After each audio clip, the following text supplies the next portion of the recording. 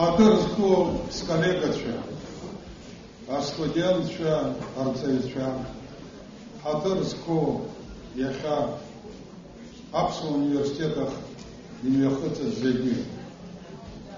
Яша Харпелов, а президент, а кандидатша алфавит Леохозал, Аслан Бжения,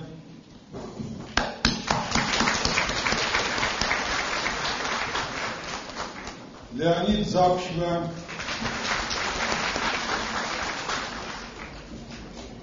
Дараныды Фадаха Шечапа Дахнагель, Мираб Кишмария, Аратыхов, Ихатыпрак, кандидат Саид Лолова, Аратыхов Яша, Рауль Хаджим,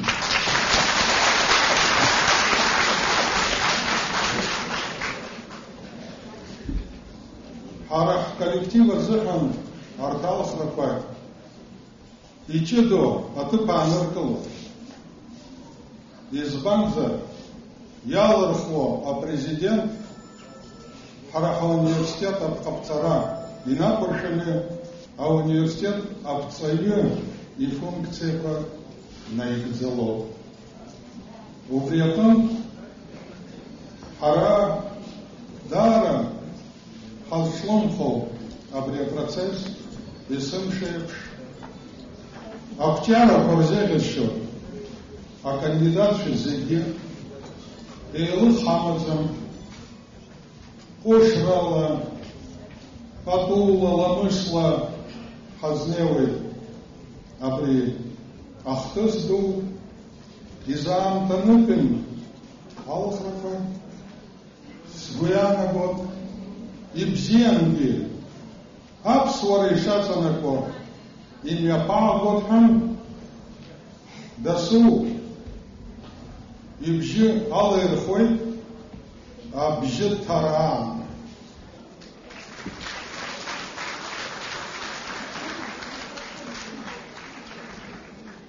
Я хотел бы поблагодарить ректорат Артанского университета, преподавателей, вас, дорогие студенты, за то, что вы сочли возможным и нужным прийти к нам на встречу.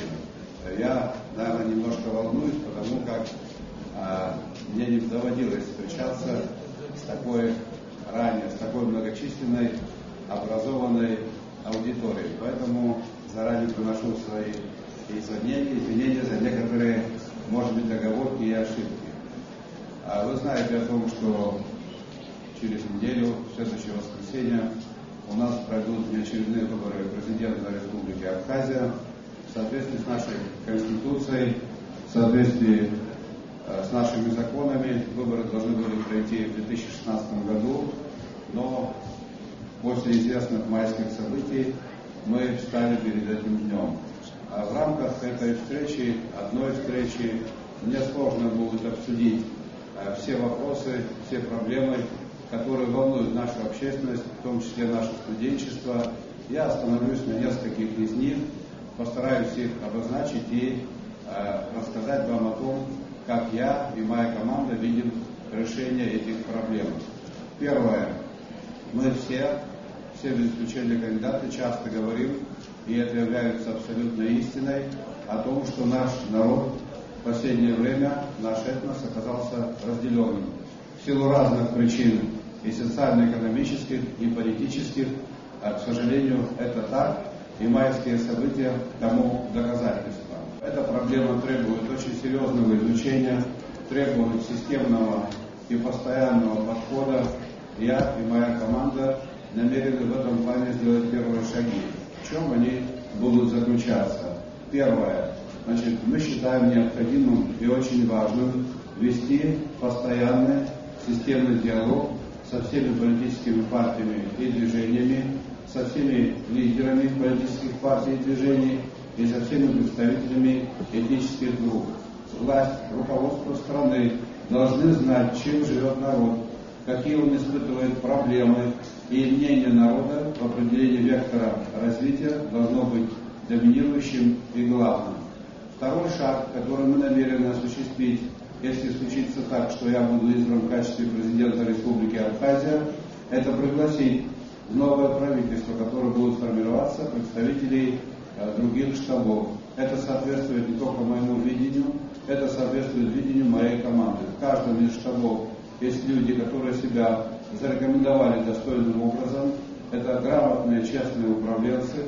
Они принесли большую пользу нашей Родине, и их потенциал позволяет работать дальше. Поэтому два вот этих шага мы считаем первыми и очень важными, и мы намерены их осуществить. Что касается дальнейших мер, связанных с консолидацией нашего общества, мы намерены советоваться со всеми людьми, с нашим экспертным сообществом. Слава Богу, оно у нас формируется. И мы в этом плане намерены обратиться к опыту других государств. Многие страны на стадии становления имели аналогичные проблемы, и им удалось благополучно их разрешить. Поэтому этот вопрос, подводя итог обсуждения этому вопросу, для нас очень важен, и мы будем принимать самые активные меры для того, чтобы этот кризис, эту проблему преодолеть. Дорогие друзья, я коротко хотел бы вам рассказать о некоторых других проектах, которые мы намерены реализовать в ближайшее время. Значит, в силу известных причин у нас нет программы экономического развития Республики Абхазия. Как известно, мы к этим выборам не готовились. Эта программа только пишется. Я хотел бы вам рассказать о некоторых проектах, которые будут реализованы в рамках этой программы. Вы знаете о том, что по итогам Отечественной войны нашей экономике был нанесен ущерб, эквивалентный 14 миллиардов долларов. Вы знаете о том, что до 2008 года мы находились в блокаде. Два этих фактора не могли не определить нынешнее экономическое положение нашего государства. Мы считаем очень важным в ближайшее время создать условия для роста нашей экономики. С чего мы намерены начать? Вы проинформированы о том, что у нас есть колоссальные транзитные возможности. В настоящее время они, по нашему глубокому убеждению, не задействованы в экономике должным образом. Например, несколько из этих проектов в рамках развития наших транзитных возможностей. Мы должны в 2015 году, я это считаю очень важным, запустить Сухумский аэропорт. Я об этом говорил неоднократно. В прошлом году, в августе, в Пицунде была встреча президента Путина и президента Анклав. Я имел честь присутствовать на этой встрече. После обсуждения вопросов, связанных с обеспечением безопасности Сочинской Олимпиады, мы перешли к обсуждению ситуации в экономике. И один из первых вопросов, который задал господин Путин абхазской делегации, как раз таки состоял в том, почему не работает Сухумский аэропорт, почему не принимаются меры, связанные с созданием портовой инфраструктуры и так далее. Поэтому с учетом того, что ситуация уже назрела, нам необходимо проявить в этом вопросе исключительно нужна только политическая воля, и мы должны запустить наш аэропорт. Я говорил о том, что это несколько сот новых рабочих мест, это существенное поступление в наш бюджет, это увеличение потока туристов, это другой имидж нашего государства. Как в свое время говорил Петр I, основывая город Петроград, он говорил о том, что он прорубает окно в Европу. Мы, задействовав этот механизм, откроем окно и в Россию, и в Европу, и в мир. Поэтому эта задача должна быть решена, и мы ее решим. Далее, мои дорогие друзья, что касается нашего портового хозяйства, мы должны пригласить в эту отрасль инвесторов. Такая возможность существует. Есть проект, связанный с реконструкцией и строительством портов, должен быть запущен. По моему глубокому убеждению, эта работа займет чуть больше времени, чем реализация проекта по налаживанию воздушного сообщения, но тем не менее мы должны это делать. Это опять-таки новые рабочие места, существенное поступление в бюджет, это опять-таки грузопоток, создание новых рабочих мест. И мы, имея такую уникальную возможность, с учетом того, что ситуация вокруг нас созрела, наш российский сосед готов оказывать нам в этом серьезную поддержку, должны реализовать данный проект. Далее, в последнее время часто поднимается вопрос о восстановлении железнодорожного сообщения между Россией и Арменией. Этот проект имеет несколько аспектов, в частности оборонный, экономический и политический. Мы будем исходить из того, что наше государство является независимым суверенным государством, в этом будет состоять наша политическая позиция. Что касается оборонного аспекта, хотел бы вас проинформировать о том, что на территории Армении находится российская военная база. Для того, чтобы функционирование российской военной базы соответствовало тем вызовам и угрозам, которые сегодня имеют место быть, очень важно, чтобы данная дорога стала функционировать. Что касается экономического аспекта данного проекта, он очень интересен. Хотел бы вас проинформировать о том, что в советское время на Абхазском участке железной дороги провозилось около 8 миллионов тонн груза. Эта цифра очень, скажем так, крупная, и вряд ли нам удастся на нее выйти за короткое время. Но если даже мы выйдем на половину этого объема, то поступления в бюджет будут соизмеримы с тем бюджетом нашим собственным, который мы имеем. Опять-таки это будет связано с тем, что у нас будут созданы рабочие места, это около 700 рабочих мест.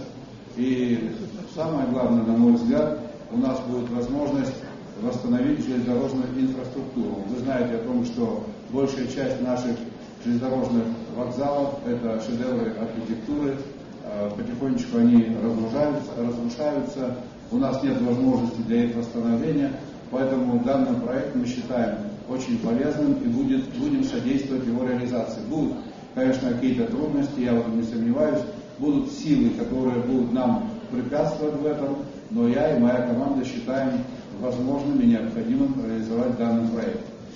Дорогие друзья, что касается экономики, я хотел бы несколько наших, скажем так, пунктов нашей будущей программы.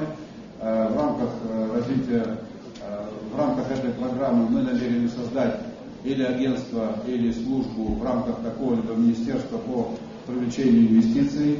Нам инвестиции нужны, в последнее время нужно признаться, в этом направлении работа не велась.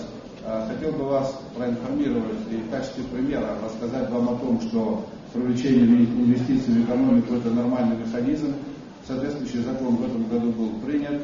Вот обратил бы ваше внимание на следующее. Каждый год, уже 10-й год подряд, в Сочи в сентябре проходит экономический форум. Даже Великая Россия с ее развитой экономикой нуждается в том, чтобы в нее пришли инвесторы, и они занимаются как раз-таки привлечением инвестиций. Агентства и ведомства по привлечению инвестиций существуют во всех областях и краях Российской Федерации, и мы должны этот опыт перенять на нашу с вами площадку. Инвесторов бояться не нужно. Те материальные ценности, которые будут созданы здесь, в Абхазии, с помощью инвесторов, они будут принадлежать и абхазскому государству, и нашим гражданам, и безусловно, инвесторам в том числе. Поэтому возможность привлечения инвестиций и работа, связанная с этим направлением, у нас будут считаться приоритетной. Коротко хотел бы вам рассказать о традиционных отраслях нашей экономики, которые мы намерены развивать впредь. Это сельское хозяйство. А кто бы что ни говорил, в последнее время в сельское хозяйство какие-то деньги пошли, явно этого недостаточно, и мы намерены работать в данном направлении. Опять-таки, в сельское хозяйство должна прийти и государственная поддержка, и государственные финансы, и частные инвестиции. Нам необходимо создавать в селе много новых рабочих мест, нам необходимо создать условия, при которых из села люди перестанут уезжать, потому как село является в нашей с вами жизни основой основ. Поэтому у нас нет сегодня такой возможности, наше банковское сообщество не располагает такими возможностями, чтобы дать необходимое количество дешевых кредитов нашим аграриям, и мы намерены пригласить к нам в страну российские банки, в частности создать филиал российских банков, с тем, чтобы наши аграрии имели возможность получать длинные и дешевые деньги. Далее мы намерены задействовать такой механизм, который работает во многих государствах, как лизинг. Это, на наш взгляд, очень хорошее подспорье. Наши фермеры или семьи, которые намерены создать сельхозпредприятие, будут иметь возможность получать с долгосрочной отсрочкой платежа механизмы, машины и сельскохозяйственное оборудование. Так работает весь мир, и мы готовы взять этот опыт себе на вооружение. Далее мы считаем очень важным и нужным освободить на какой-то период сельхозпредприятия от налогов, возможно даже от земельного налога, от налога на прибыли, от налога на имущество.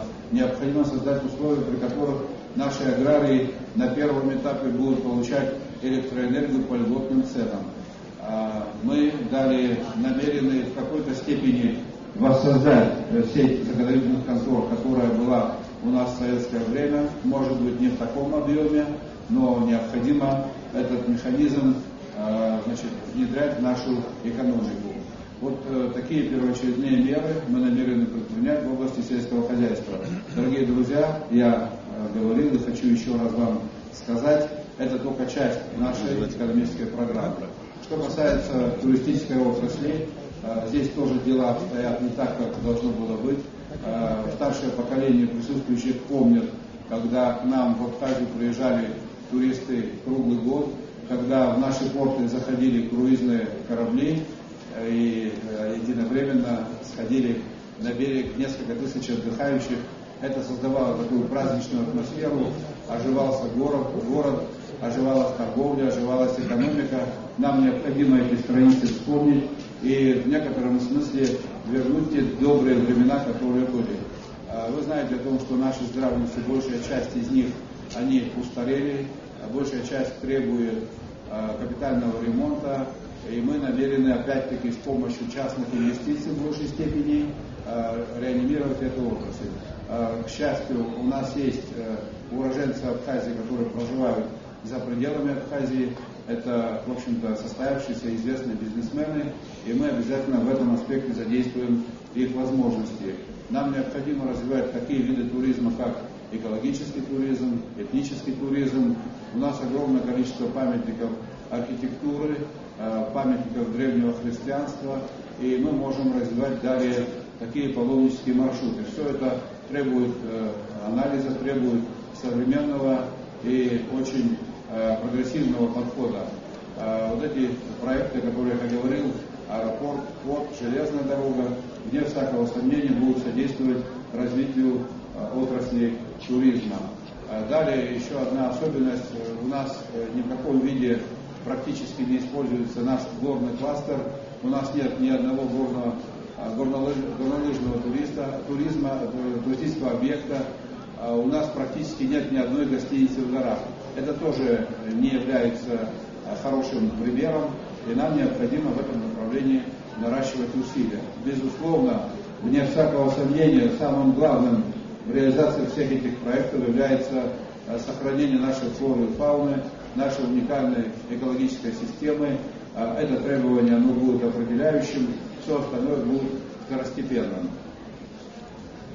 Далее, дорогие друзья, мы намерены, опять-таки, с соблюдением очень серьезных экологических требований развивать новые отрасли нашей экономики. Это разведка и добыча нефти. Вы знаете о том, что уже 3 года ведется разведка нефти на нашем шельфе. Хотел бы вас проинформировать о том, что такую работу ведут почти все государства Черноморского бассейна. В этом смысле пионерами являются турки.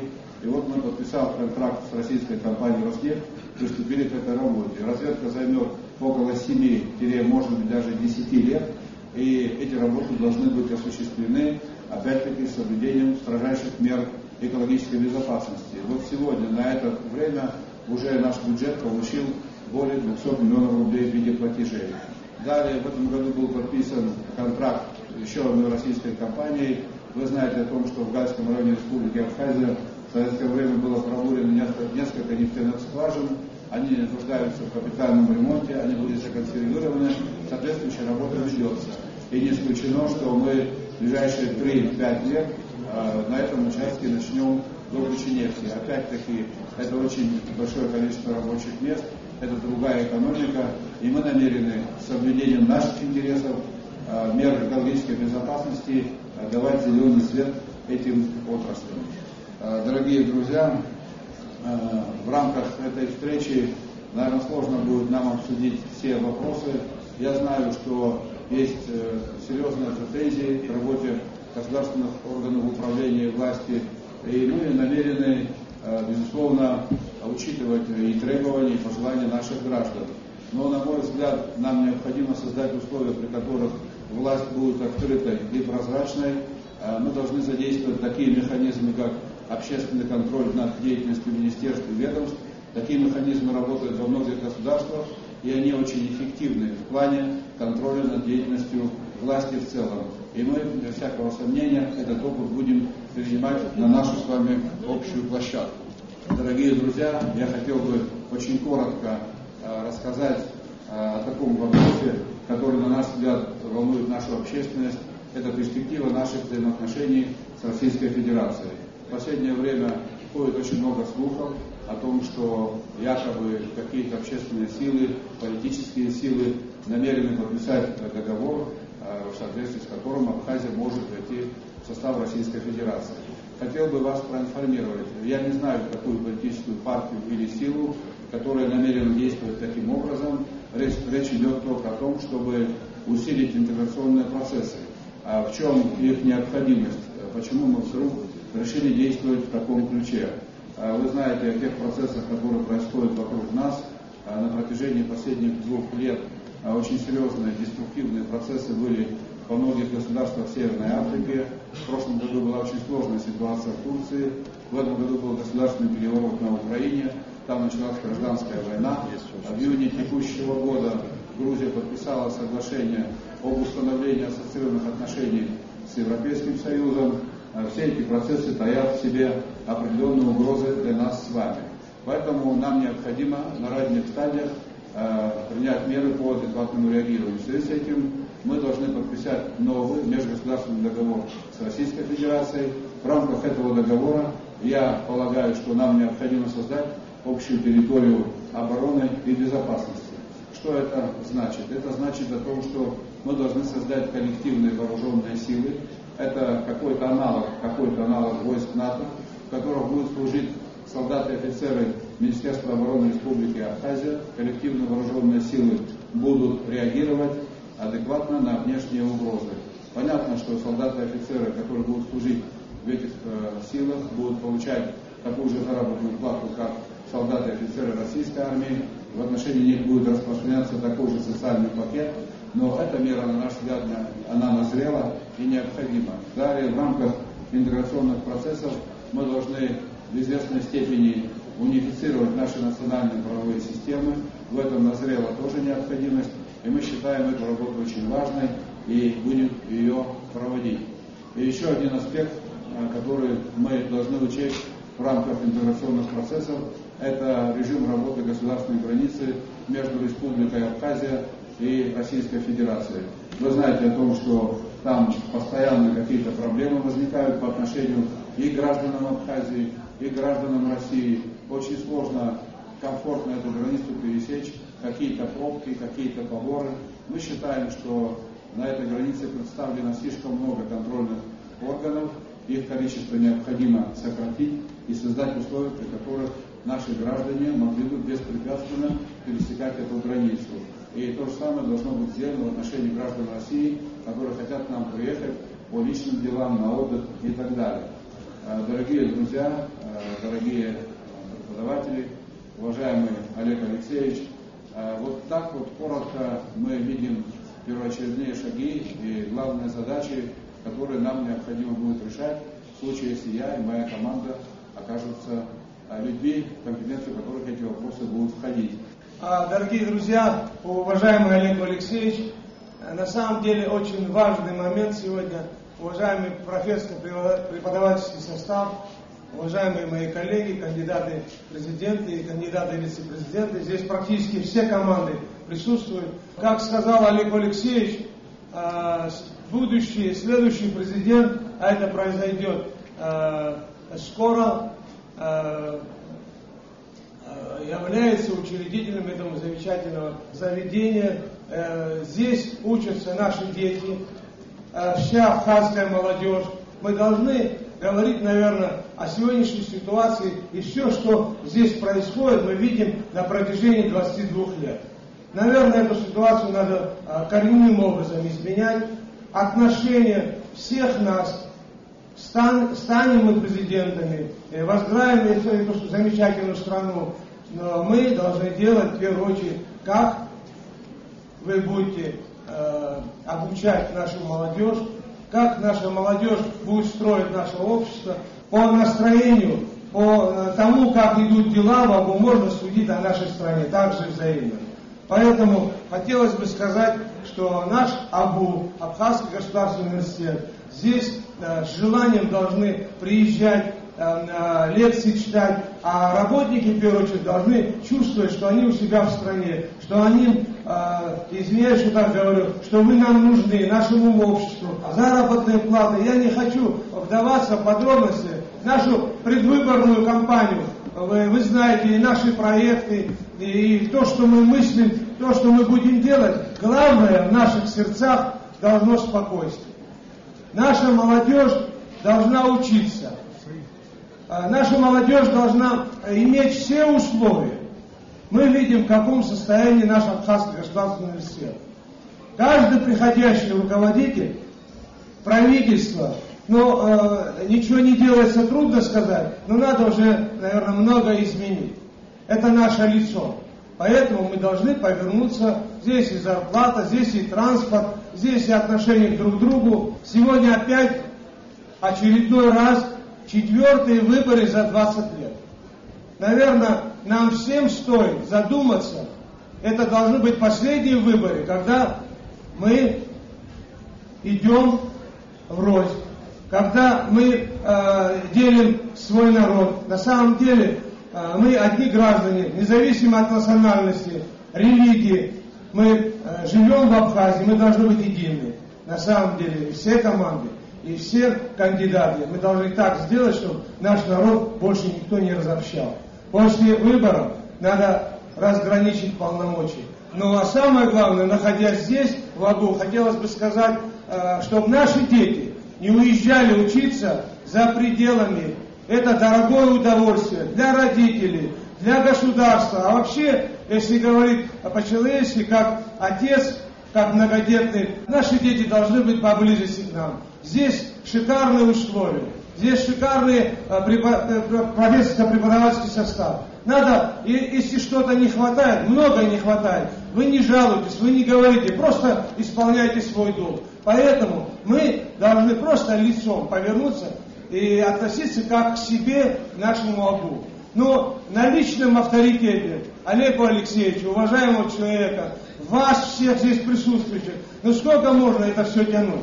Весь мир знает нашего академика, вас всех, за обменом опытом, куда только, в какие страны только вы не ездите. Но это должно быть наоборот. Люди к нам должны приезжать. Мы должны создавать молодежные центры.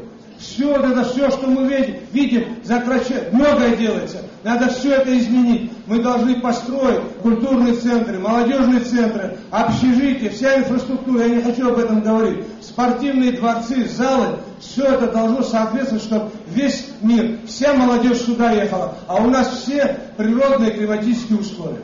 Поэтому, стоя здесь, на самом деле, вы видите наше состояние. Но в наших сердцах неспокойно. На улицу не выйти.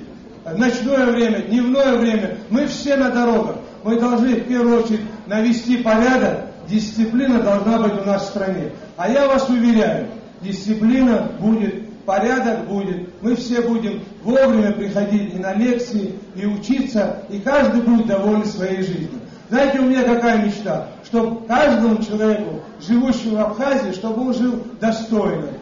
Чтобы не думал о своей безопасности, о завтрашнем дне. Чтобы заработная плата, пенсия хватала на жизнь, а не на выживание.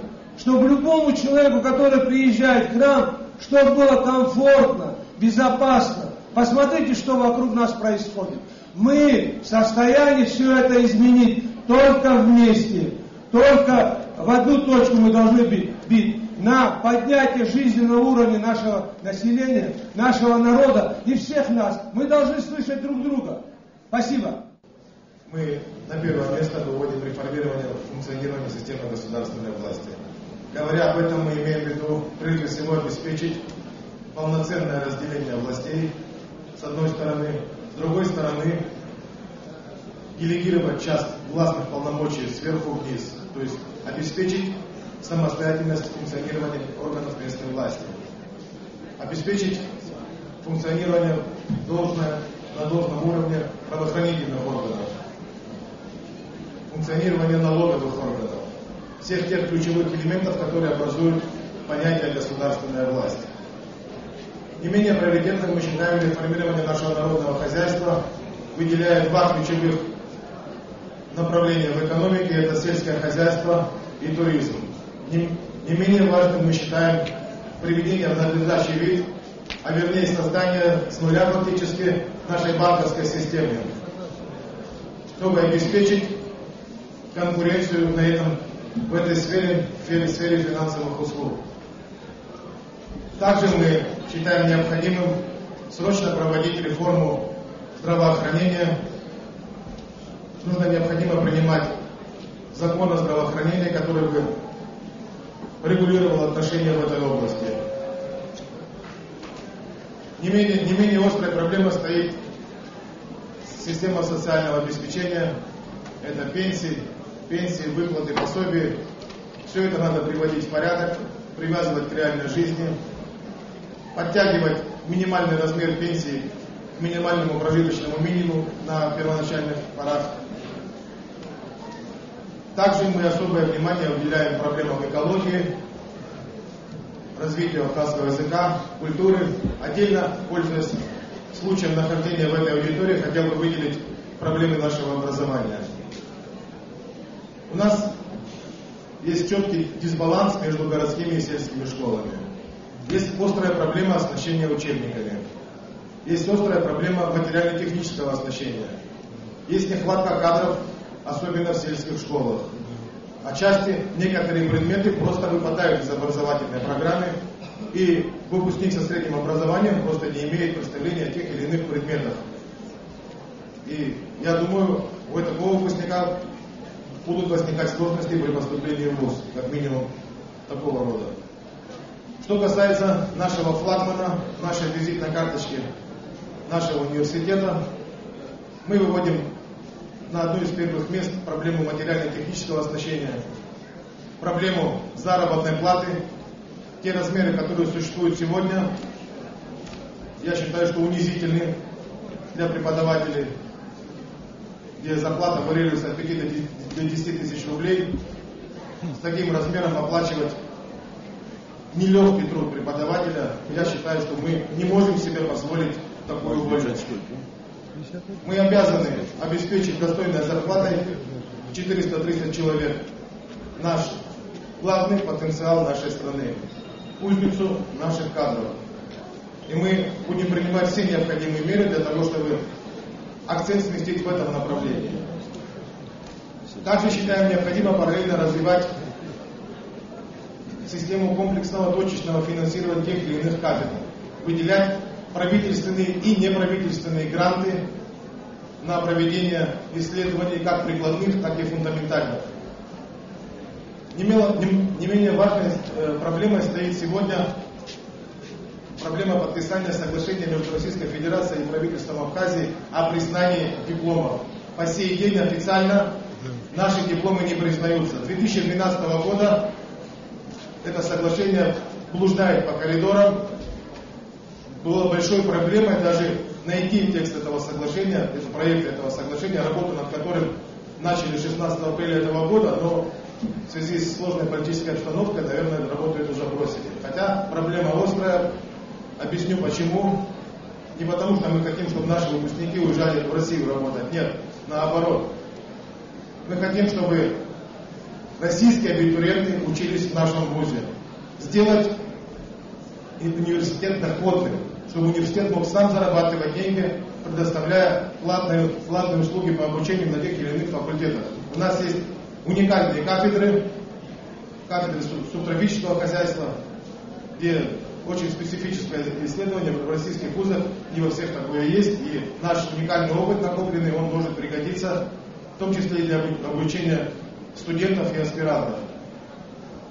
Не менее важной проблемой, вернее даже не проблемой, а ориентиром будущего, мы себе представляем признание Абхазского университета соответствию европейского сертификата ISO 9001-2008.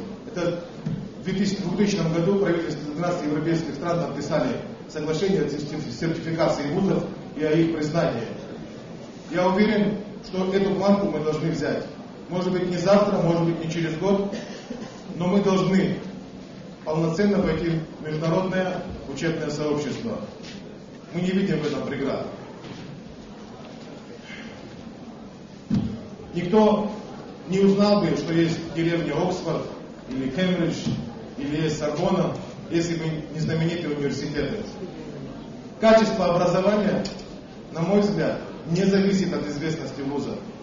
Это зависит от преподавателей, зависит от той системы работы, которая налажена в том или ином вузе. Это вопрос из имиджа, известности.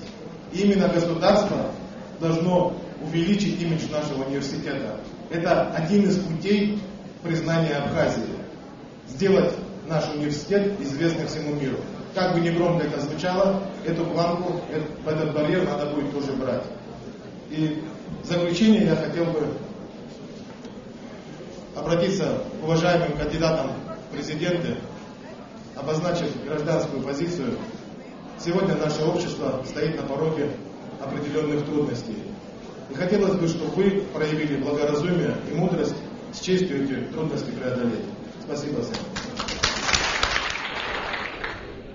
За время хождения в политический процесс, который имел место за все эти последние годы, я стал политическим долгожителем. Надеюсь на то, что мой опыт и мои знания еще пригодятся.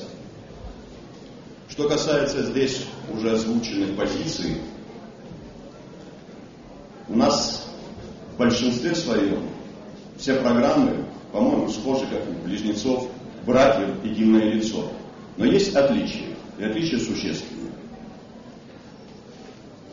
Мы все говорим о необходимости единства, мы все говорим о необходимости проведения соответствующих реформ. Это то, что нас связывает. Но есть и очень существенные отличия. Пути достижения этих целей, решения этих задач. Главенствующим, я все-таки считаю, мы все эти годы достаточно жестко говорили о необходимости проведения соответствующей реформы политической системы, о чем говорило и предыдущее руководство страны, будучи находясь в оппозиции. Сегодня это время настало, и реализация этих положений политической реформы уже начаты, и они проводятся уже парламентом республики. Первое, то, что сделано, это проблема, которая долгое время озвучивалась, касающаяся судебной системы. И второе, то, что касается главы 7 нашей Конституции. Я думаю, что эти первые шаги станут началом всей остальной политической реформы. Мы сегодня реально видим, что дальше продвигаться будет невозможно. Как бы мы не представляли себе эту работу, время требует перемен. И они должны наступить с началом прихода во власть новой команды. Чего они будут касаться в первую очередь? Уже набившей оскомину баланса ветвей власти. Баланс ветвей власти не предполагает минимизацию роли и значения президента, но означает усиление роли парламента, создание условий реального функционирования кабинета министра во главе с премьер-министром. Мы хотим перераспределить эти полномочия, дабы была возможность, опираясь друг на друга, эти ветви власти могли бы работать. работать на то, чтобы страна состоялась. Мы говорим о необходимости усиления роли оппозиции. Мы не собираемся это выстраивать именно в части, касающейся нашей сегодняшней оппозиции. Это должно касаться оппозиции завтрашней. Оппозиция должна быть всегда, и она должна активно участвовать в строительстве государства. И оппозиция должна иметь право влиять на многие процессы становления нашего государства. И в части, касающейся наших предложений, это вопросы формирования той же контрольной палаты, Генеральной прокуратуры и многих других структур, которые важны для нашего государства. Мы говорим о необходимости изменения выборной системы. Та система, которая сегодня есть, она не оправдывает наше доверие и доверие нашего народа. Мы хотим, чтобы люди имели в полном объеме право участвовать в этих процессах без ограничений каких-либо по национальному признаку. Мы говорим о необходимости усиления этой работы в части, касающейся органов самоуправления. Пора уже давно понять, что та система назначений глав администрации городов и районов, та система назначений глав на местах не отвечает сегодняшнему требованию. Мы должны понять, что сам народ должен определять, кто им нужен на местах. Придать им больших прав. Потому что то, что сегодня делалось все эти годы, свидетельствует о том, что один в стране человек определять политику и экономическую, и политическую не вправе. Сегодня практически главы администрации районов, городов на местах люди, не имеющие каких-либо полномочий. Чтобы получить возможности решать те или иные вопросы, они должны обращаться к главе государства. Решать вместе с ними вопросы касательно финансовой помощи по тем или иным направлениям. Это абсурдная ситуация. Ее нужно менять радикально. Теперь, что касается причин майских событий. Как здесь было озвучено, одной из важных была, причина разделенности, нашего общества. А я считаю, что это только одна из причин. А самым главным это является все-таки отсутствие понимания необходимости перемен политической и экономической устройства нашего государства. Нам нужно начать этот процесс. И когда мы сумеем вовлечь в этот процесс всех людей, независимо от политических лагерей, я больше чем уверен, будет возможность объединить наше общество. Другого пути у нас нет. Здесь говорилось о экономических процессах. Не сомневаюсь, что многие из этих действий мы должны совершить. Но главным в нашей маленькой стране направлением экономической деятельности должна стать сфера туризма. Это направление должно стать локомотивом. Никаких других быть пока, к сожалению, связанных с темой нефтедобычи, не может. Потому что это чревато определенными опасностями.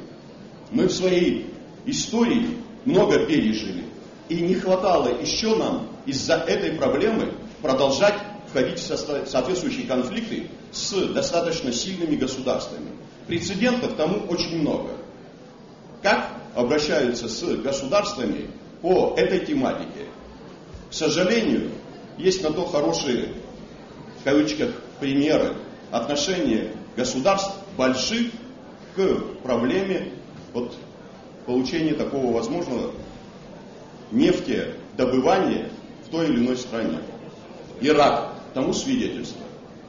И те политические процессы, которые происходят вокруг нас, могут еще более осложнить ситуацию в маленькой Абхазии. И главным, наверное, все-таки, как я заметил, является туристическая сфера деятельности. И к ней в привязке должны развиваться это аграрный сектор, энергетика и транспортная инфраструктура. Здесь уже говорилось об этих делах. Не сомневаюсь, что эти все направления будут полезными. Но самое главное, нам надо решить вопросы минимизации количества налогов, создать условия для того, чтобы эти налоги были бы такими, которые позволяют человеку развивать свое производство, жить и работать. Сегодня аграрный сектор, о котором много говорят, и называют его сердцевиной Апсвара, языка нашего, Что сделано для того, чтобы именно это направление развивалось? Сопоставимы ли затраты в аграрный сектор с тем, что имеет место по цифрам в нашем бюджете? Я просто приведу соотношение цифр. В сфере образования ваш университет получает всего порядка 50 миллионов рублей. Это из бюджета Республики Абхазия. Аграрный сектор получает порядка 57 миллионов рублей. И в то же время, пусть никто не обижается, на охрану президента выделялось 96 миллионов. Выделялись на содержание так называемого аппарата управления порядка более 400 миллионов. Выделялись огромные средства, так называемые счета президента, где суммы равны порядка более 100 миллионов рублей. Но ежегодные затраты превышали эти суммы намного, в 2-3 раза. И эти цифры имеются. И они свидетельствуют о том, как мы бездарно распоряжались нашими бюджетными возможностями. Сумма наших собственных возможностей сегодня в бюджете составляет всего порядка 3 миллиардов с чем-то рублей. И мы бахвалимся тем, что у нас ежегодно, мол, растет бюджет. За последние 3 года мы это не смогли сделать. Потому что с 2012 года бюджет страны стал уменьшаться с 10 миллиардов рублей и достиг сегодня порядка 7 миллиардов с чем-то рублей. При тех наших собственных возможностях, которые есть у нашей маленькой страны.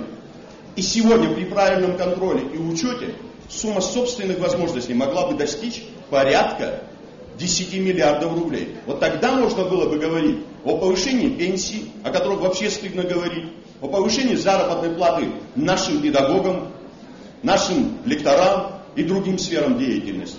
Сегодня же значительная часть силового блока, правоохранительного блока находится на содержании российского бюджета. Разве это секрет?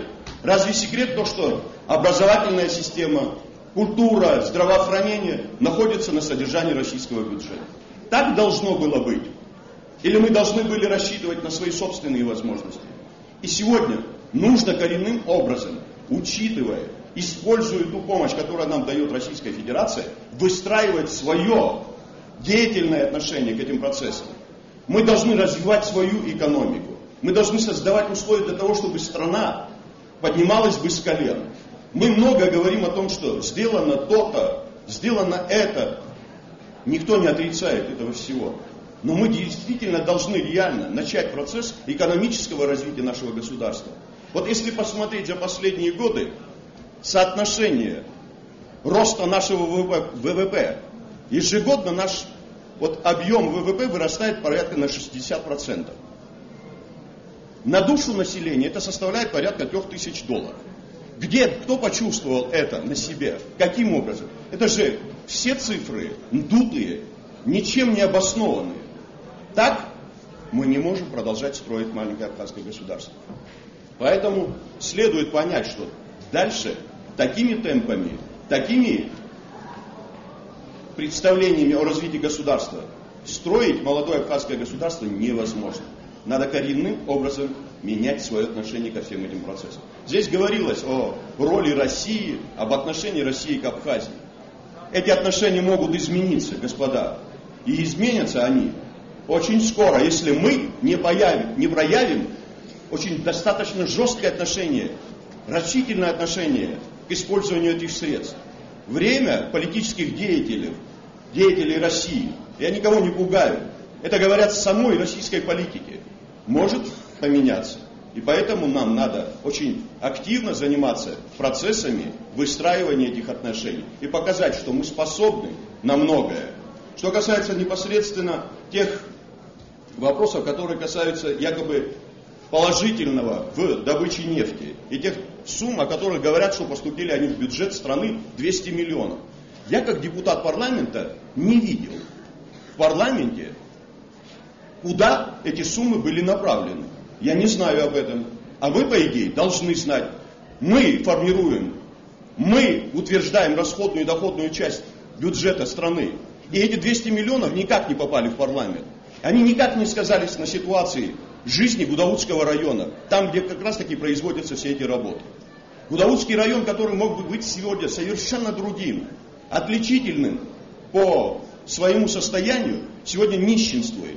Мы те суммы, которые получаем из тех объектов Рязанского заповедника, Афонской пещеры, в качестве так называемых показателей сумм, поступивших в бюджет, затем же, впоследствии, эти суммы в качестве якобы некой дотационной составляющей, якобы республиканский бюджет помогает Гудовскому району, утверждая в парламенте, направляем их опять назад. Это бессовестно по отношению к этому району. Мы так дальше продолжать не будем. Каждый район, имея свои собственные возможности, на которые он рассчитывает, они должны, эти бюджетные возможности, способствовать развитию этих районов. У нас фактически восточный регион оказался в депрессивном состоянии. И что сделано для того, чтобы этот район развивался? Да, строятся некие объекты, но они не принесут экономической выгоды. Нам нужно понять, что надо радикально менять отношение к этим процессам. Если мы сегодня это не сделаем, будет это поздно завтра. Поэтому не бояться нужно перемен. Надо идти на достаточно существенные шаги. И в становлении вопросов, связанных с отношением с Северным Кавказом, который мы, к сожалению, утеряли за последние годы. Мы должны ставить очень жестко вопрос возможности развития инфраструктуры в тесной связи с Северным Кавказом, что позволит развить и порты, аэропорт и все остальное. Просто так они сами по себе не будут развиваться. Это просто декларации. И что касается самого университета, хочу заметить, я больше времени не буду затягивать, нужно в первую очередь, мы находимся в университете, который дал нам многим образование. Мы сегодня входим в политику, занимаемся экономикой, благодаря тем знаниям, которые были получены в этом университете, в этих зданиях, в этих стенах. И хочу, чтобы университет этот имел будущее. А будущее он иметь может только тогда, когда государство будет нацелено на то, чтобы развивать и поддерживать этот университет. Для этого нужен вот тот документ, о котором говорил Олег Алексеевич, это необходимость разработки и способствованию реализации государственной целевой программы.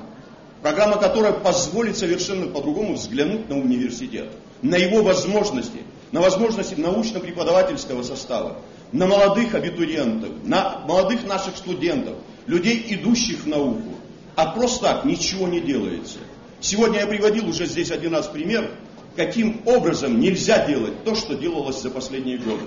Тратить сотни миллионов рублей на никому не нужные программы, это бессовестно. 100 миллионов рублей потрачены на программу, которая никоим образом сегодня никем не реализована. Когда мы могли бы эти 100 миллионов направить на то, чтобы работали бы наши научные работники. Они лучше знают нашу ситуацию. Они лучше понимают наше положение дел и в экономике, и в политике. Я больше чем уверен, результат этого труда был бы налицо, и который был бы сегодня использован нашими политиками, нашими экономистами. И считаю необходимым, мы все эти 20 лет, борясь за политические кресла, приходя сюда именно в этот день, говорим о том, что нужно решить проблему общежития. И так и до сих пор его не решили. Для того, чтобы решить, я еще раз говорю, одна из важнейших задач – это та программа, о которой мы говорим. Это возможности выделять большие средства на образовательный процесс. Общежитие – это связующее звено наших студентов, наших братьев, которые приезжают из Турции, Сирии. Это общежитие позволяет совершенно по-другому взглянуть на абхазское общество. С позиции вот как раз таки от создания этих условий мы совершенно по-другому изменим отношение к университету. Я уже говорил, бюджет АГУ должен быть совершенно другим, если мы действительно хотим, чтобы он развивался. Так же, как и бюджет аграрного сектора. Аграрный сектор и образовательная сфера – это те, на которых должны основываться наши завтрашние все процессы. Нужно оказывать помощь по жилью, как и преподавательскому составу, так и молодым научным работникам. Необходимо стимулировать работу научной интеллигенции, в том числе молодежи, соответствующими грантами, которые позволят совершенно по-другому работать в сфере научной деятельности. Необходимо поднимать престиж профессии, которые сегодня стали никому не нужными. Олег Алексеевич говорил о том, что под крышу Кабардинского университета подведены многие колледжи, многие профессионально-технические учреждения, которые позволяют совершенно по-другому потом взглянуть на завтрашний процесс. Нужно поднимать и стимулировать эти профессии. Иначе у нас сегодня страна останется без строителей, без сантехников, без сварщиков, а они нужны нам. Мы без них не сможем. Но мы заменили эту массу наших специалистов на гастарбайтеров. Сегодня практически гастарбайтеры получают в общей сумме за год порядка 4 миллиардов рублей. Из нашего же бюджета, из наших карманов. И 3 миллиарда этих денег ежегодно отправляется в страны Средней Азии. Мы с вами, с тех, кто работает в бюджетной сфере, столько денег не получаем в год. А они получают. Вот этот дисбаланс надо перевернуть. Нужно реально продумать, каким образом нужно задействовать наши потенциальные возможности для того, чтобы социальная основа наших людей совершенно стала бы другой. И самым важным, наверное, все-таки нужно поддержать вас в части касающейся возвращения научно-опытных участков университету. Сегодня над ними, откровенно говоря, издеваются. Их нужно дать тем, кто может завтра принести на этих участках соответствующую пользу для страны. И последнее. Что касается паспортов, о которых много говорили мы, хочу вас заверить. Я вижу те процессы, которые происходят. И хочу быть искренним перед своим собственным народом. Сейчас размахивают распоряжениями, которые свидетельствуют якобы о том, что Каджимба когда-то в 2004 году подписал распоряжение для Гальского района о выдаче формы 9. Хочу вас всех заверить. Обманываются, господа. Такая бумага, такое распоряжение было выдано для того, чтобы весь абхазский народ знал. По всем районам такие копии имеются. В Гаграх, Гудаутов, Сухум, Сухумский район, Порчалки районы, Яцанаков, Гуларич. И там говорится о том, что в этот период паспорта, бланки паспортов закончились. Кто забыл, могу напомнить. Был такой Зураб Лакирбаев, посредник между грузинской и абхазской стороной. Он способствовал нам для того, чтобы в это время появились бланки паспортов из Батума, и которые тоже закончились. Закончились 40-й формы паспорта. А нашим детям нужно было учиться. Мы с российской стороной договорились о возможности использования формы номер 9 для того, чтобы наши дети выезжали и могли бы учиться. К этому времени наступили периоды выборной кампании, у которых тоже соответствующие требования к избирателям. Многих наших людей мы не смогли обеспечить паспортами. Многие дети подошли к возрасту 18 лет. Кто-то утерял паспорта. И для всей Абхазии было издано распоряжение. А не только для Галского района, как это пытаются представить мои оппоненты. Теперь, что касается паспортов и якобы граждан, которые живут в Галском районе. Повторяю, для тех, кому это непонятно. Действительно, многие из тех, кто живут в Галском, Порчалском и Чемчирских районах, принимали участие в выборных процессах. Мы никогда этого не отрицали. Но с периода 2006-2007 года, когда начался активный процесс гражданских вот этих процедур, вернее, гражданствления в Грузии, эти люди получили возможности получения гражданства Грузии. И они кинулись на ту сторону для получения этих документов. И они сегодня не отрицают. 90% жителей Галского района, с которыми мы имели встречи, говорили с которыми, открыто говорят о том, что они являются гражданами грузинского государства, и об этом свидетельствуют наличествующие у них паспорта грузинского государства. Так что же мы должны были сделать с вами, господа? Согласиться с этой позицией, что на нашей территории живут граждане грузинского государства по законам гражданства Грузии, вернее, закона о гражданстве Грузии, эти люди не имеют права в гражданстве другого государства. Принцип двойного гражданства по их закону не предусмотрен. Поэтому мы пошли на принятие решений о выработке проекта закона, который уже прошел в первом чтении, закона о правовом положении иностранцев в Абхазии. Ничего другого мы не предлагали. И этот процесс будет продолжаться, кому-то это нравится или нет. Это возможность укрепить статус нашего государства и не перенести ползучую юрисдикцию Грузии на нашу территорию. Вот о чем шла речь. Никто не собирается каким-либо насильственным путем завоевывать некие кресла. Есть процесс, и этот процесс должен пройти честно, без оглядки на все вчерашние события. Мы должны выйти на этот политический процесс честно, достойно, и результат, который будет, с этим мы должны все согласиться. Другого подхода быть не может. И поэтому призываю вас всех к выдержке, терпимости, и критика это не означает поливание грязью. Нельзя путать критику с грязью, которая, к сожалению, иногда имеет место. Ежегодно Абхазский государственный университет выпускает огромное количество студентов. Но, выходя из стен нашего университета, мы сталкиваемся с такой проблемой. Нам негде устроиться, у нас нет рабочих мест. Второй еще один вопрос, касаемо молодежной политики. Наш университет, руководство АКУ поддерживает студентов, молодых ребят, которые, скажем, участвуют в КВН, на различных конференциях.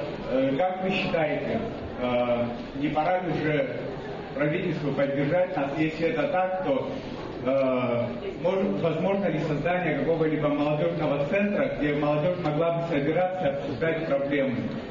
Я реально думаю, что нужно решать вопросы кредитования молодежных организаций, молодежных объединений, длинных так называемых кредитов, которые позволят решить вопросы состояния дел в этой сфере. Мы говорим о необходимости инвестирования, и эти инвестирования, возможность с позиции тех банков, о которых говорит российская сторона, и эти возможности реально сегодня существуют. Мы говорим о необходимости создания условий решения проблем путем создания так называемых молодежных центров. И сегодня на только территории Сухума существуют до сих пор никем не освоенные помещения, стоящие в разрухе здания, которые при желании государство могло бы передать именно этим направлениям деятельности. И не сомневайтесь в том, что это все будет сделано. Повышая престиж активной жизни нашей молодежи, мы на самом деле, создавая детский юношеский, развивая детский юношеский спорт, мы должны создать альтернативу наркотикам. Я здесь согласен. Потому что мы должны закрыть ввоз, распространение. А те люди, которые вовлечены, государство должно создать необходимые условия, чтобы они имели возможность для лечения. Но также молодежь, мы считаем, должна участвовать во всех сферах жизни. Дай Бог, чтобы мы встречались всегда вот в такой, я бы сказал, торжественной обстановке, спорили. Из этого не рождается истина. Спорили, говорили друг другу, может быть, не совсем приятно, но ради народа, о котором мы все печемся. Табук дарадзе, Не за очками пришли, а пообщаться от души.